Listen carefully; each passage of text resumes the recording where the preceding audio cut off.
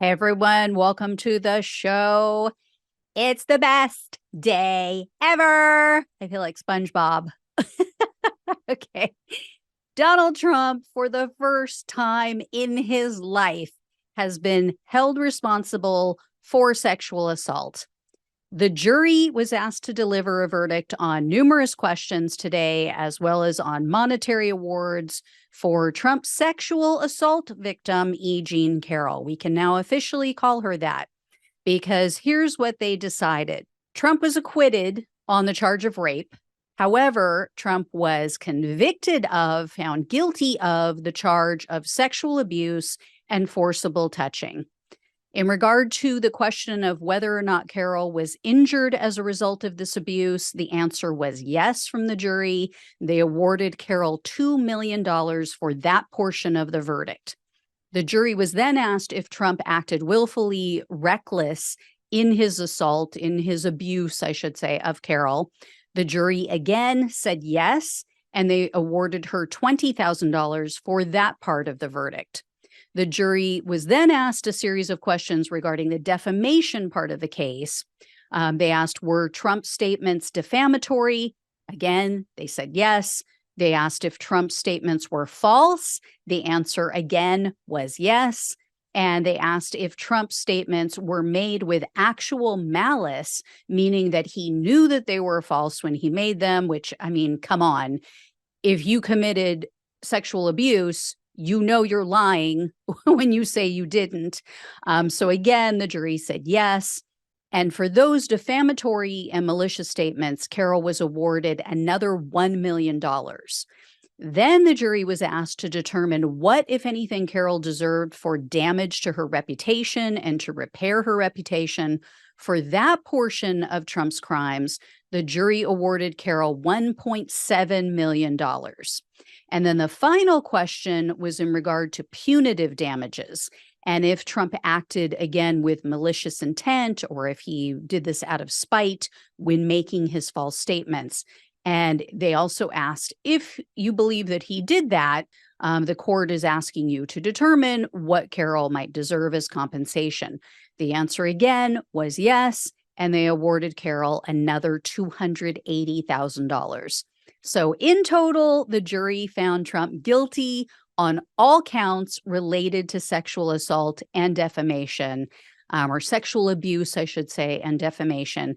And he now owes E. Jean Carroll a total of $5 million.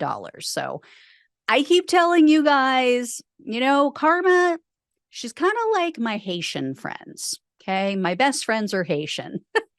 She may not show up on time. She runs a little late a lot of the time, more so than we'd hope, but she always makes it to the party.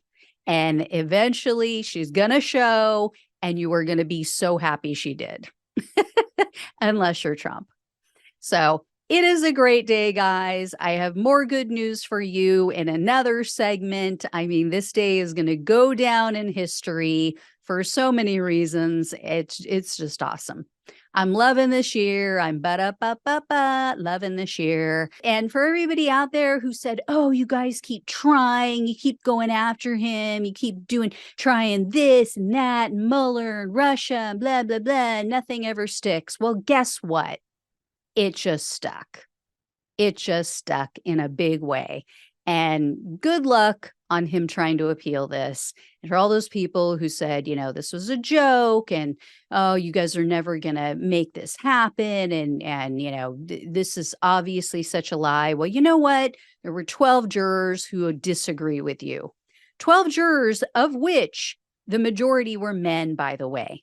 And they looked at the evidence and they said, can't go with the rape. And I'm thinking in their minds, they're thinking logistically, I mean, just physically, maybe how could that have happened?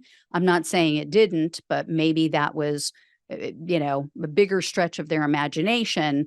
Whereas if you're talking about sexual assault, sexual abuse and forcible touching, which he has a history of, as was shown during the trial, from his other accusers, from his own words on the Access Hollywood tape, I think that was maybe more plausible to them.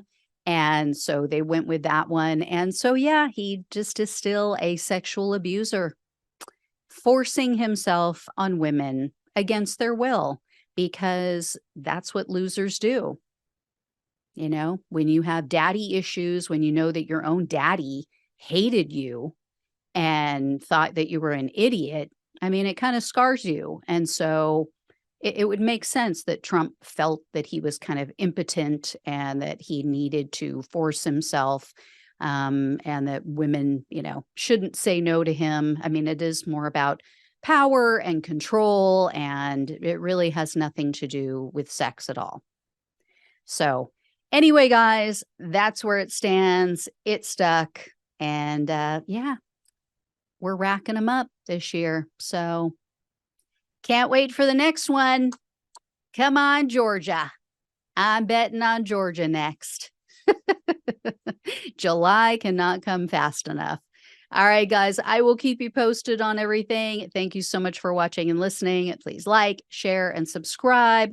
Please donate if you can to keep the show going. Truly appreciate it. Love you all. Take care, and I'll talk with you soon.